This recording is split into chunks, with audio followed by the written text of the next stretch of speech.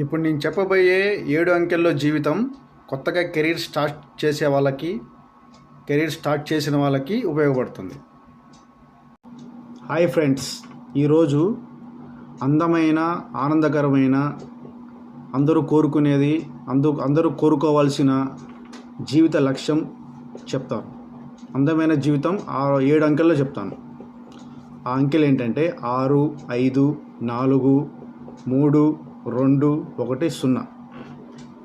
6 అంటే 6 అంకెల జీతం.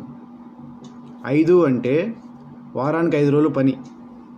4 అంటే 4 చక్రాల వాహనం.